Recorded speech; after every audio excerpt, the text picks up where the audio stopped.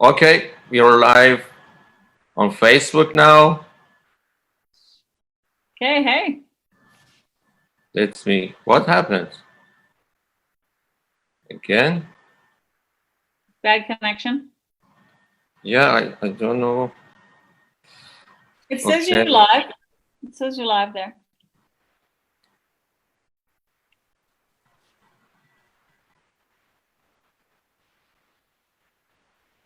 Okay, now we're live. And on Okay, Instagram. great. Wow, you're very techie.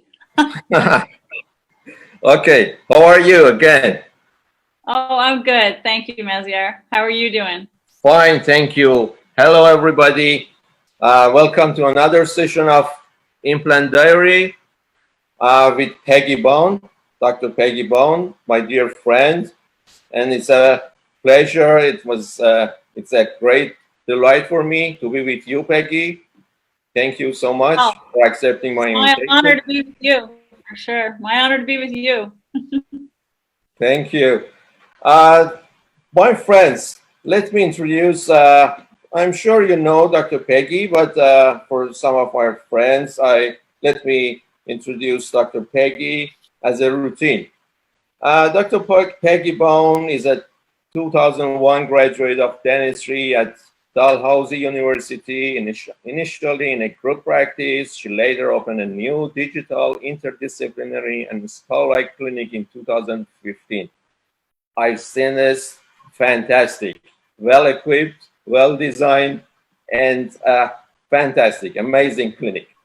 Originally from Newfoundland, her practice is in St. John, New Brunswick, and her passion is creating the ultimate patient experience while performing life-changing dentistry with the help of digital small design, Invisalign, and implantology. In 2017, Dr. Bown became Canada's first digital smile design master and now operates an official DSD clinic, that first of its kind in Atlantic Canada. Dr. Bown's passion has led her to lecture internationally on topics such as Invisalign, DSD, and marketing with social media. She's amazing on this three. She's an Align Tech faculty member and serves as the Canadian ambassador for both Slow Dentistry, founded by my dear friend Miguel Stanley, and Humble Smile Foundation. Thank you, Peggy. Thank you, Maziar. That was long. Thank you. Very nice to be here. Thank you so much. So let's start with this crisis. Uh, I think New Brunswick is the first province in Canada with zero new case. Yes. I believe so, and we've had 0 deaths. We've had, I believe, under 200 cases and 0 deaths. And Right. we're now in the yellow phase, which is they're opening up, salons and things like that. But dentistry is still our protocols are still being mandated to be very strict, of course. But it is nice to see things are coming along. Always feels slower than you want it to be, but Yes. yeah. Very good. How it I'm sure it affected all of us confined to our home, to different kind of inhabiting 24 hours and different kind of lifestyle. How it affected your practice and your life? Yeah. Well, first of all, I was in, I guess, shock first for the first few, Yeah. even the first week. We closed.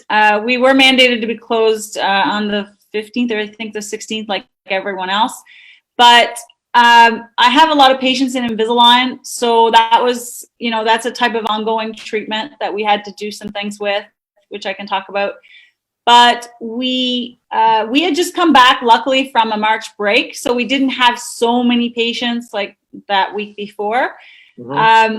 I am a mom too, so my kids were out of school, and now I'm home, and I'm trying to still lead. I'm very big on making sure that my team and the people around me feel cared for and still kept in good communication. So I did a lot of work with that, in addition to, as you know, how many webinars and really cool continuing education things that were coming at us from every direction. So I was making sure I was trying to take all that in, meanwhile lead, plus deal with, I think, my own emotions. That was very tough. I surprised myself because I always thought of myself as very, very tough, but I realized I'm not as tough in some cases. So I had a lot of emotions. I knew I had to homeschool my kids. Yeah. There was just being at home, which is not normal for me. I'm very used to being on the go, traveling, and being in my clinic. That's where I feel most comfortable. So I was very, very much out of my comfort zone. And then on top of that, again, was the uncertainty of how long this will go on and how it will impact my future and how I will have to run the clinic differently. So wow is all I can say. I know so many we're in the same boat, but for me, I think the whole motherhood thing too, because as a mom, I felt a little bit guilty that, wow, I have this opportunity to be home, so I should be just doing things constantly with my kids. Well, that there was still so many other things to do behind the scenes, and yet I felt I had guilt, but then I didn't even really realize how hard it is to teach kids that are not used to being taught by you. Exactly. And this is very good time, apart from the sorrow and sadness, and this is part, I know that, but it's very good time for thinking about this work-life balance, to be with the loved ones, to think about yourself and what I'm so passionate about in my life, who I am. From this point of view, I think this is a good point. Yeah, it has actually helped me. I'm reluctant to admit it a lot, but I really have to admit that I am going to do things so much different, but not just because I'm being forced to. I'm going to do things differently because I learned that the life is so much more fragile and it's so much more important than what I thought. So very good for me to have gone through this, as much as I have to say it was very painful. Yes. Yeah. Painful learning. Yeah. Painful learning. Isn't it always that way? Yes. And I see how much you care about your team. It's fantastic. It's amazing. You care about your patient. You care about your team also. As a team, you're not just yourself. Yes. Maybe you talk about this a little bit. This teamwork in your practice. Okay. I mean, first of all, I have always been a dentist that is, maybe partly my nature is to try to control things. That's part of where that comes from. But I absolutely believe that what I've created in my clinic is special and is working well because I do show them that, they can talk to me, that I'm approachable. They are there to learn, and I feel that their learning and their growth and their independence is just as important as mine. So I don't try to stunt that. I try to encourage education, and I pay for that for them. And also we do a lot of team building, or you were there, we eat together, it's very special. We don't just go away on our lunch, and we're bonded. Yeah, we're bonded from the moment we come in the morning. We ask each other, we're very close. And then I also have a lot of meetings with my team, both just sort of from different parts of the clinic, but also group meetings. And I really try to keep them engaged and inspired. So I start each meeting with inspiring quote or something like that. I talk about, the positives. We also have a morning meeting every day. But when that all came to a halt, when we had to, go out, be away from the clinic, I didn't really want that to stop a whole lot. So I set up, of course, to still have Zoom meetings. I was feeling a lot of guilt though too, because I knew I had to lay them off. So that's again a side thing, but they had to be on, they weren't continuing to be paid by me, but I still felt this need to lead them and also make them feel that I felt bad because I would have just kept paying them, but I didn't know how long this was going to go, and it just wasn't feasible. So we're slowly onboarding people back on, and as soon as I can. We're fortunate here in Canada, we do have some programs to help with that too.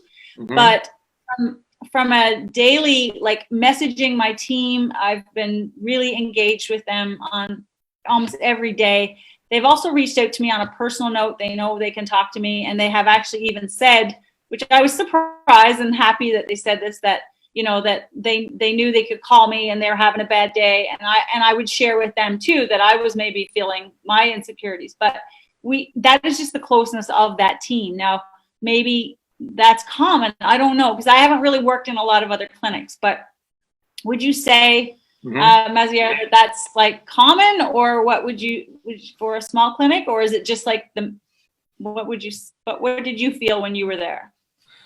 That was very fascinating and inspiring for me, and promising that I saw that you're not just their boss, because in some clinics, some dentists, they want to be boss, the first person at the top of the pyramid, but you didn't do that.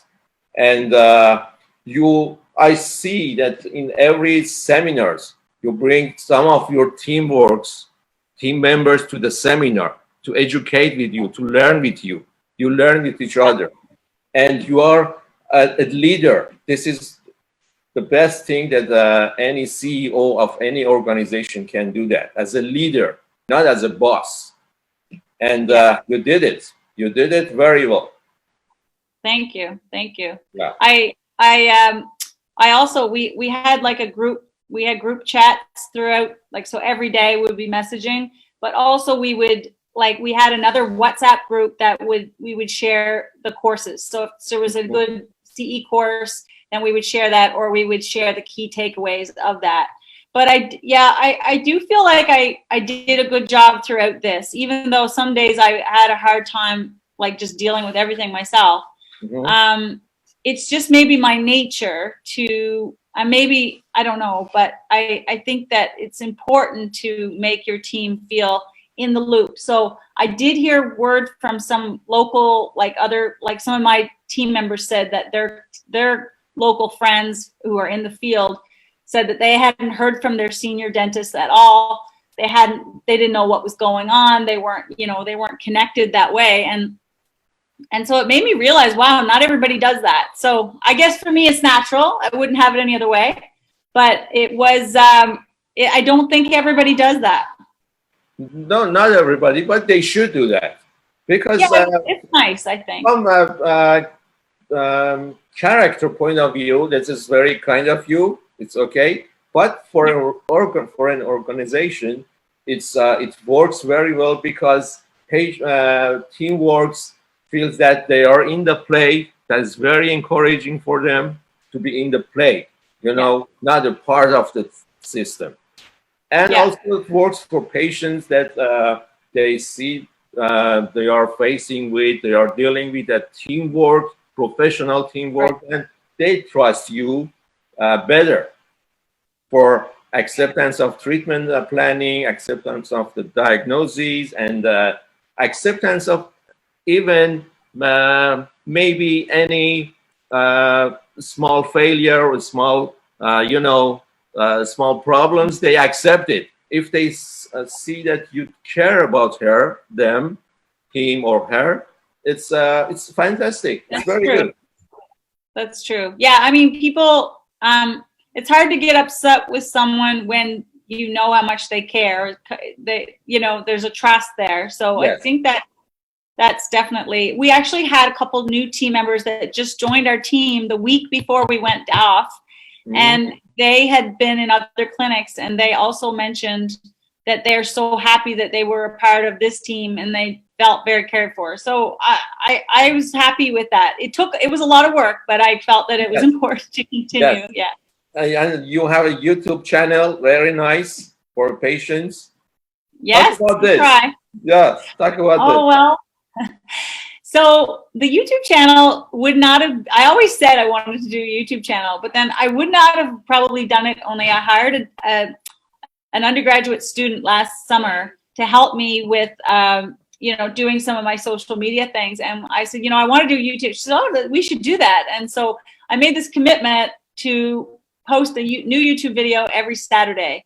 And so it was, you know, it's throughout the year. It's been almost a year now. And now it's turned into a lot. I mean, it's very directed mostly towards patients. It's to help them understand things better. It's to just sort of break down the terminology and make sure that there is someone out there that is giving, like, instead of just a patient reviewing how a procedure went, but a dentist sort of giving their, you know, opinion. I mean, there's maybe lots doing that, but maybe not as many as you'd think.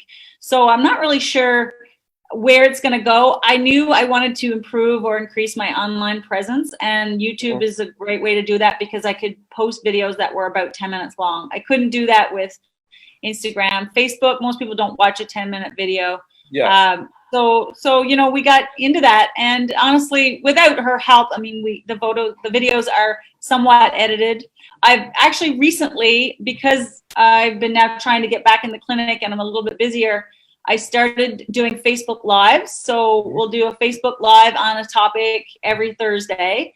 And then if that goes well, that becomes the YouTube video for Saturday. So we repurpose the content now. For patients.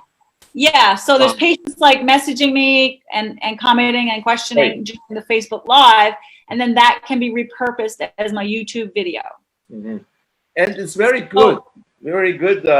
Sorry to stop you. It's very good because when patients see you more in the different position, for example, as a dentist in the clinic with that stressful situation, when they see you something like that in Facebook, on smiling and talking with them, they trust you more, and they feel familiar with you, and feeling familiar makes trust. It's very good way. True. And you know, it's another way to educate. I've always been like, that is one of my big things to become a dentist, is to change public perceptions of dentistry. Maybe I told you that before, but that has always been my why, is to change public perceptions of dentistry. So by reaching out and getting more ears and eyes to understand dentistry better, we can really start to make an impact. So if everybody did that, imagine, you know, we would break down those barriers to fear and misconceptions. There's a lot of misconceptions out there with dentistry. And so, you know, I just pick a topic and run with it. And it's funny how fast 10 minutes goes. It's not that hard. That actually is very good, because they have time to tune, and there is good time to learn something, and very, very good time. 10 to 8 minutes, like TED Talk. Yeah. Very good. So, you know, that's what I've been doing with my YouTube. And then again, now with IGTV, we can repurpose. I've been repurposing some of the YouTube videos that we did like 6 months, 8 months ago, and making a shorter version for IGTV. So again, repurposing, because not everybody's going to go on YouTube. I did spend a lot of time working on that content, and I want to get that word out there. So now with IGTV, with the longer form video we can have, then we're repurposing it there as well. Great. So as I mentioned in all of my implant diary with you and with my dear friends, that in implant dentistry, I want to make an image that methods and techniques are secondary, and mindset, vision, and concept behind these techniques are primary and paramount. What is the idea behind it? Your passion about dentistry, this YouTube, with team working, all of this. You said it before, but may I ask to say it again? The idea behind this passion, is this from the beginning you loved the dentistry, or after in dental school I love it? When it, Okay, so my story, my official story, and is that when I was a little girl, I would have to go to the dentist every, pretty often. I would get cavities and things like that. I never had a bad experience, but I never had a great experience. When I was 13, my mom took me to a new dentist who first, before he performed anything in my mouth, he sat me up and he looked into my face and he talked to me about what he was going to do. He explained things. He broke down, like he educated me. His team was very warm. They cared. Everything just clicked, to the point that as I walked out of his office that day, I looked up at my mom and I said, "Mom, I think I'm going to be a dentist." I mean, she couldn't believe it. There was no way to believe it. Why would I want to become a dentist? I always had to have fillings. And now he takes me to this new patient, this new dentist. And he's actually an international dentist that had immigrated from South Africa and could practice in a really rural community in Newfoundland where I was from. And he was not allowed, he didn't have to write the boards like you're writing. He didn't have to do all those things because we needed dentists so badly that he was allowed to come. So am I so grateful that Canada and my province let him to be a dentist there, because without him getting to that point, if they had put up many barriers, he never would have been my dentist. I wouldn't be here.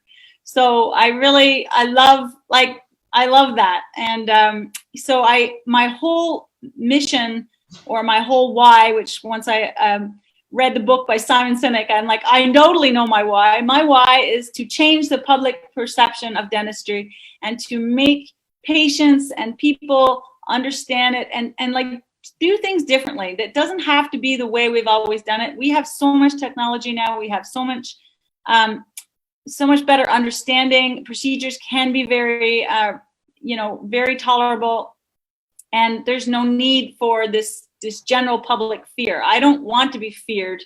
It's not a fun feeling. So it's very important to me that I inspire people to not only not fear the dentist anymore or have a good experience, but also other young people to become dentists. So I have made that impact in some of my patients that now they're in dental school or whatnot, and they weren't even considering dentistry. But it's such an exciting career. It is an amazing profession, but we have a higher purpose. I think we have a higher calling, and that is to make sure that we're not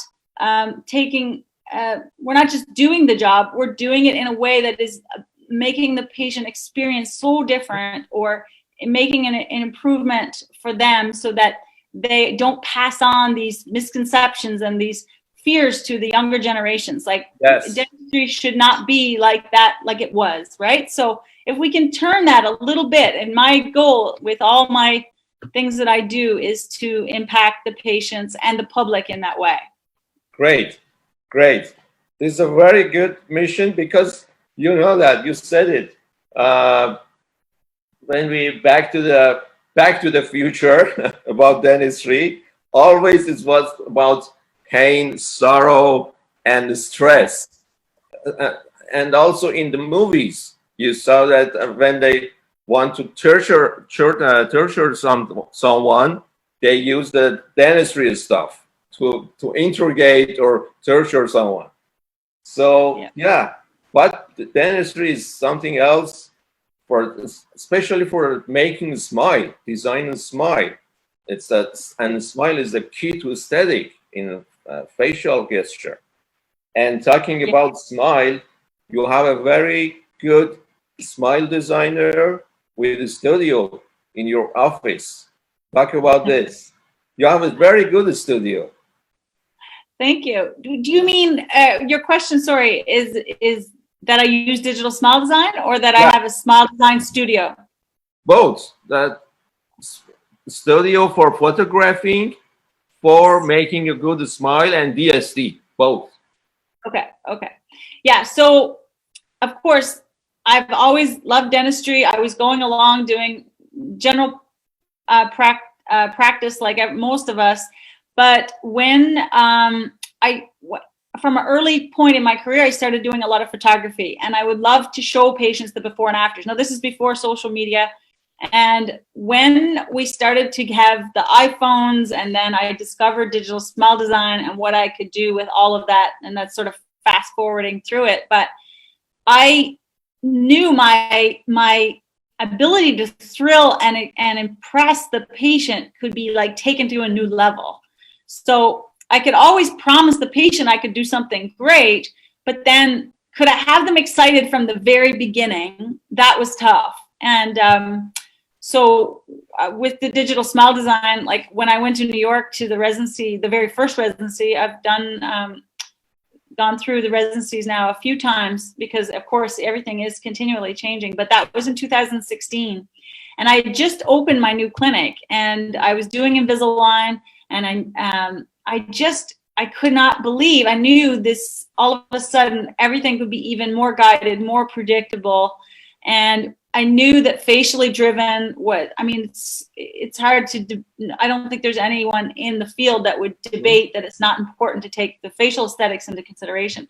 So when we have that combined with our ability to communicate to the public through social media about what we can do, it's the perfect timing to get this message out there to many people, to show the patients that we are more than just mechanics of the mouth.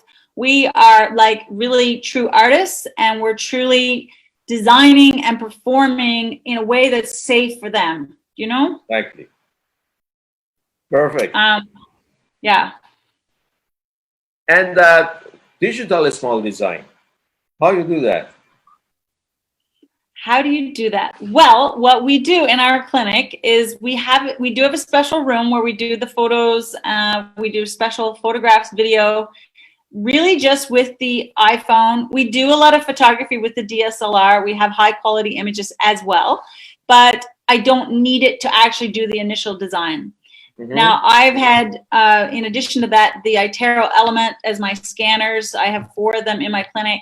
And I've had those for years, and it was just a natural thing to be able to implement that. So with the 3D, with the intro scanner file, the STL, and then the photographs with the iPhone, we are able to send that along with, again, getting the patient's input, knowing where we want to go, send that to the Digital Smile Design Planning Center in Madrid. Mm-hmm. And I was actually recently there, and they just opened their new headquarters in Madrid.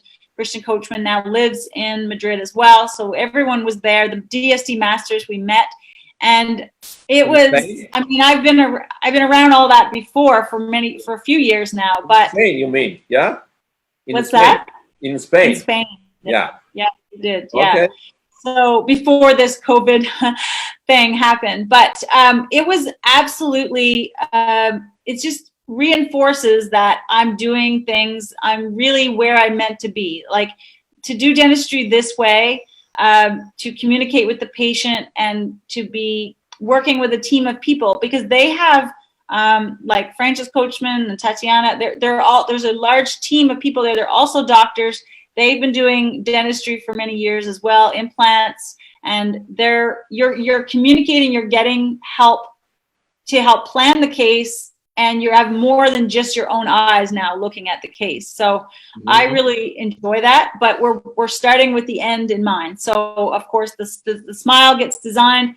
We let the patient try it in what we call a mock-up, and then if for anyone who doesn't know about digital smile design, and then we say, okay, now what do we have to do to make that happen?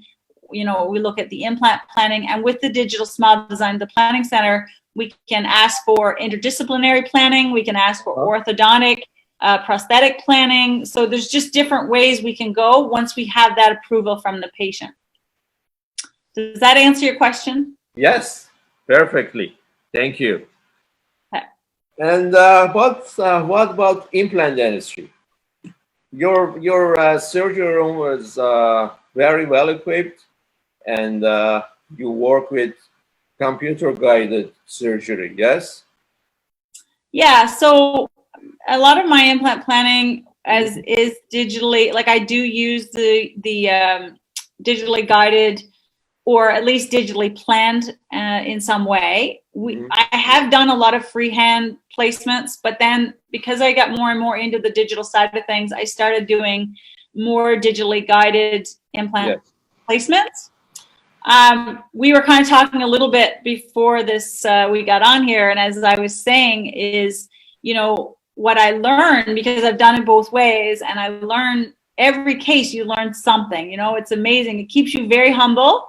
you never can get to the point where you think you're like got it all figured out, because you just need to take one failure, which if you're doing enough implants, you'll have a failure, to realize that there's still so much more to it. And what I've learned, I guess, in the last year, maybe, because it's been 3 years since I've been doing implants, but in the last year, a few things have happened where I thought, you know what, I probably should have went back to my basics there. Maybe I should have flapped that case as well as done I don't mind doing the digitally guided, but to say you can just go flapless and not have to flap the case, still not maybe where I definitely would not do. I would do that differently now. So it doesn't take much to flap. I know we're saving the patient, you know, from having to have as many sutures and just the pain or anything like that. But it's at the end of the day, I would much rather have that than to have to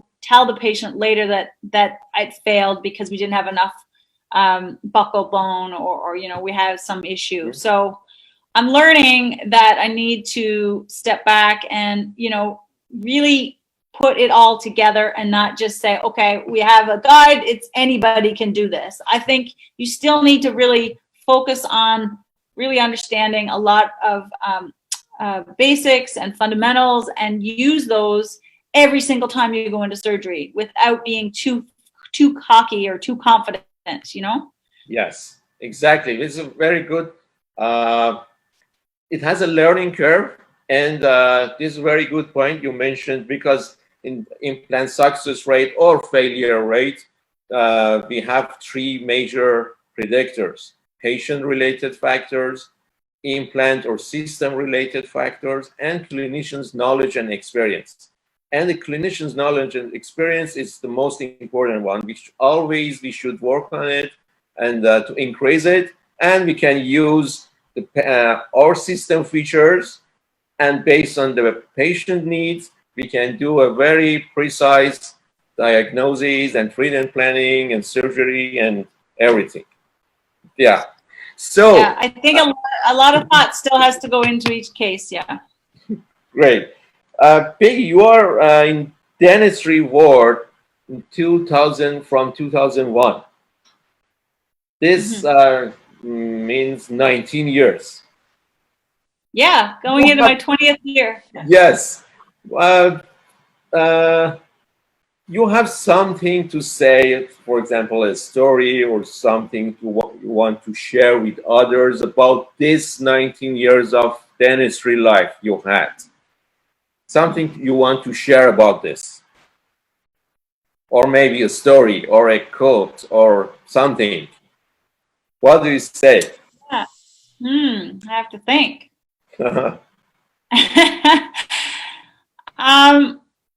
Well, for anyone who knows me, I spent the very first few years in a group practice.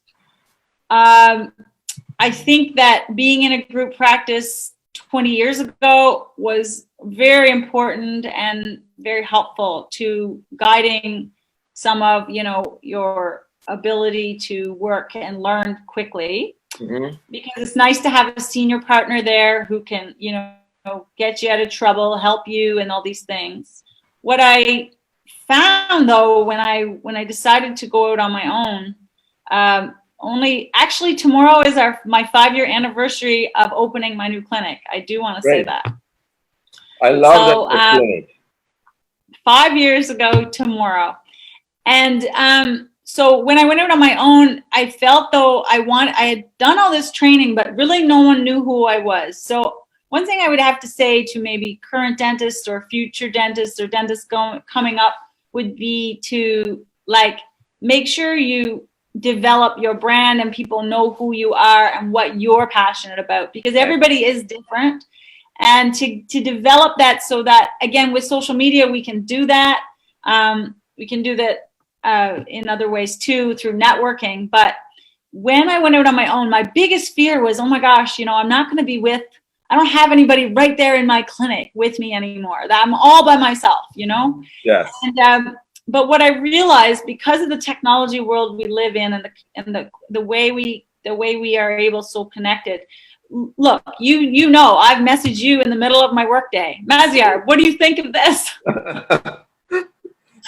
I'm So very happy to help if I can. yeah, but we're never that far apart. Like it's like you're actually there. You know, I can send you all the I can send you images. We can collaborate about cases, and we don't all have to be in the same clinic anymore. So I think the most valuable, the coolest part of my career is that I came into dentistry in a time where I get to experience both. I get to experience when we didn't have all this technology, and now here I am. I have my own clinic, developing my own brand, and I really don't. I feel very, very connected, and with so many colleagues. Any time of day, I can reach out. I have, you know, this great network, and you can truly have your own clinic and still have that support the way like 20 plus years ago, you know, you couldn't. One thing I would like though is I would love it if there was like more specialties in one building. I think dentistry should have more be more of a centered type practice, so the patients don't have to go to this down or, you know, an hour drive. In New Brunswick, everything's far away. So sometimes you have to drive a while to get to a certain specialist. We have very few of them. So I do think though, like if you had, you know, like you have a quarterback, you have the plan, but you have the patient able to get things done all in one clinic in one day. Just keep, you know, if they can handle that kind of like a dental hospital. Yes, exactly. This is something that is not enough of this happening. Maybe in the bigger centers, but certainly not around here. But, you know, we need to work together more. We are, you know, helping each other. We're asking each other. But if the patients would benefit more greatly if they didn't have to get in their car and drive while still frozen to come see me to put in the prosthetic and the you know, the periodontist did the implants and now they're driving to me. So what I did in the last year is I actually went to the periodontist office and stayed there for the day so I could support the patient and be right there so they wouldn't have to do that drive. Oh. So this is where it's going. I think it's important, and it really bothered me that the patients would have to like leave that clinic and come to my clinic. So I think that would be, if I could say, you know, that would be a dream. That would be really cool to have a center. Yes.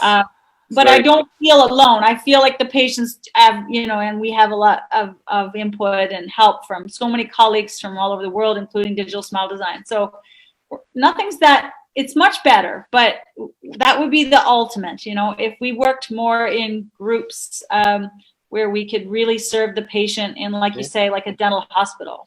Yes. And so you mean interdisciplinary teamwork? Yes. Yes. Yes, like truly interdisciplinary, because right now I'm trying to do, you know, all the things. I'm trying to do the endodontics, some of the implantology, some of the Invisalign, and the basic restorative, and that is kind of spreading me a bit too thin. My goal is to niche down a little bit more and then maybe help work with some other specialists so that the patient is truly, you know, getting the ultimate service. Great. Fantastic. Fantastic. Thank you so much. You're welcome. How are your princes? Your daughters? Oh, they're good. They're good. Well, they're preteens, so they are 13 and 12, and this is a very big year because they're more independent, which is good.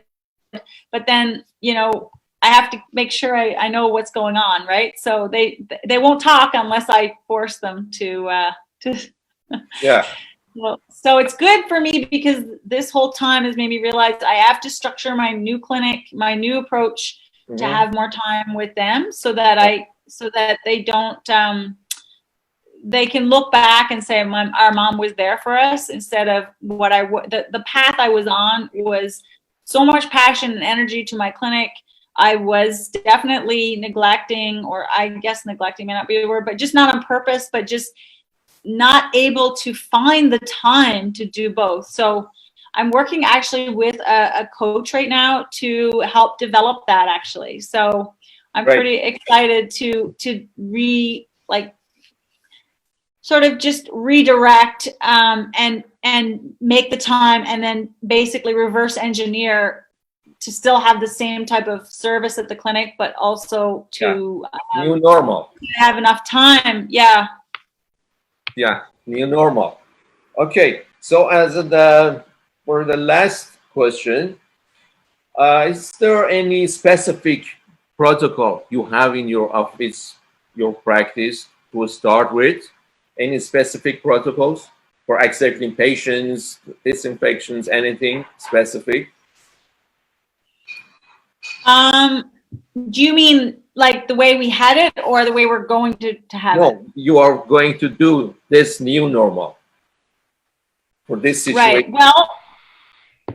Well, interestingly, I'm going to be doing the Invisalign aspect. So that was taking up a lot of my time and was not working so efficiently. But now we're looking at doing what's called dental monitoring. So we're using artificial intelligence to help monitor our cases, so that I believe actually it's going to even be better than it was, because my eyes are not as good as what the computer can pick up, very subtle things. Mm-hmm. And so we are working on this week, getting our patients all on that and looking at how then that's going to reduce the amount of traffic into the clinic. The patients are probably going to be happier because they can stay home.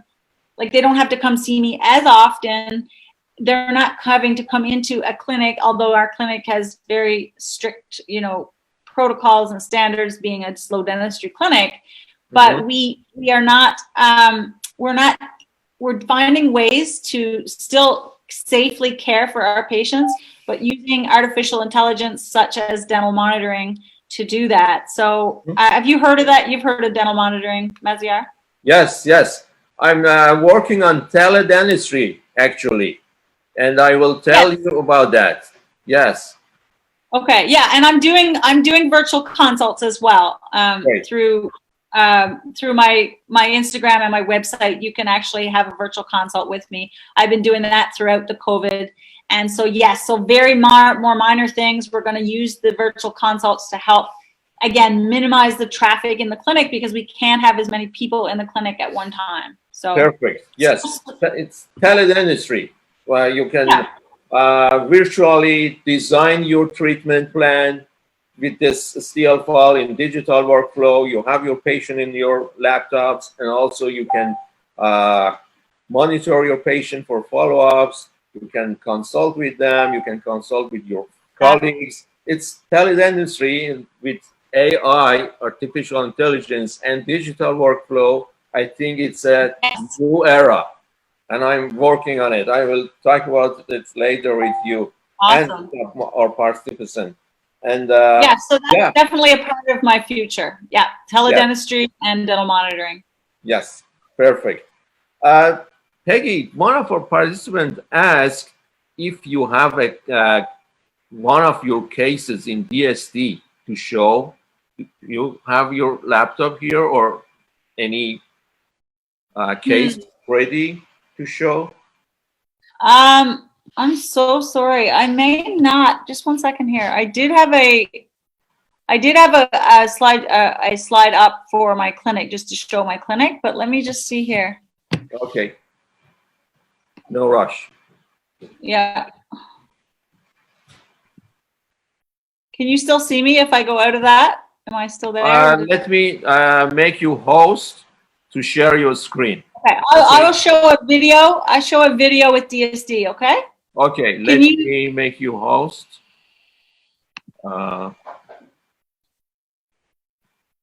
Okay, you are host now. Okay. Let's see if I can share my screen. You can share your screen. Okay, I'm going to try. Sorry, just be patient here. Okay, so all right, so I'm going to show you this case. This is a patient. Let me just give you a little background on this patient. She came to us with many teeth, teeth. I don't have your screen, Peggy. No. No, 1 second. Share it. Okay. There we go. Okay, 1 second. Okay. It says it failed. Ah, Your host? No. I know, but it did just say it's failed. 1 sec.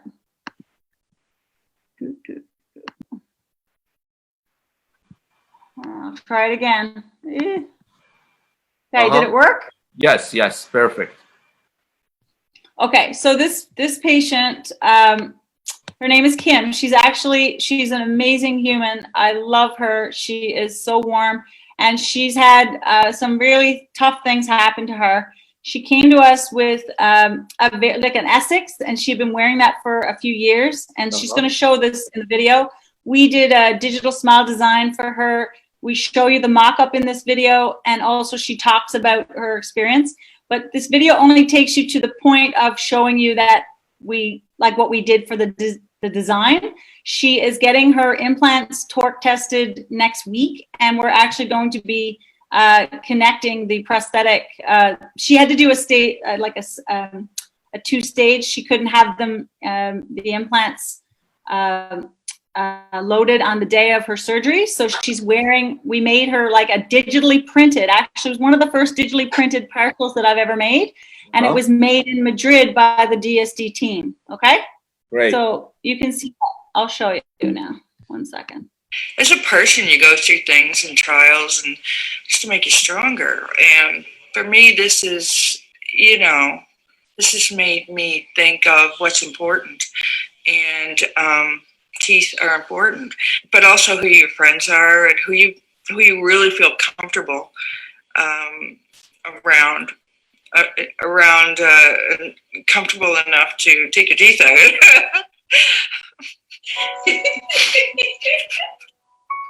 Can you hear that okay, Mesir? Yeah, great.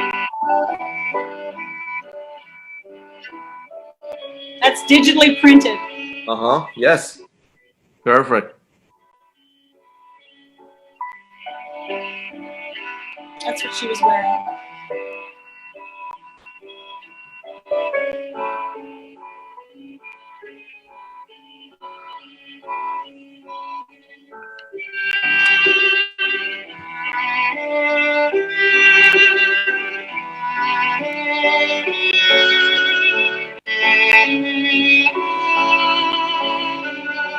Great job. Great fit. Nicely performed. Thank you. And nice pre-COVID, like there. So she got her partial in. Great.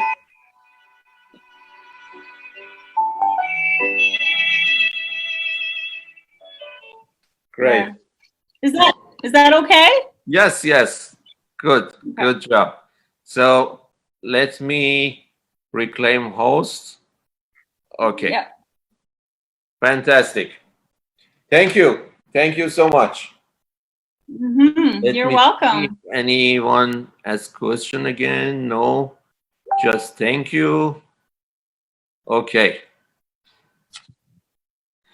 Okay. Thank you so much, Peggy, for accepting my invitation. And thank you for very nice talk. Very nice and friendly talk. Informative. And you share your experience, your feeling, your history, your story. Thank you so much. Oh, thank you, Mesir. It's a real honor, and it's not every day people get to tell you, talk about their story. So I appreciate the invitation. It's a real honor because I saw some of the guests, and they're pretty amazing. So I'm very humbled to be here. Thank you. Thank you so much. Say hi. And, yes, I will. Stay safe. Take care of you and your loved ones. Thank you. Thank you. Okay. Bye. Bye. Bye. Bye, everybody. Thank you. Bye. Bye.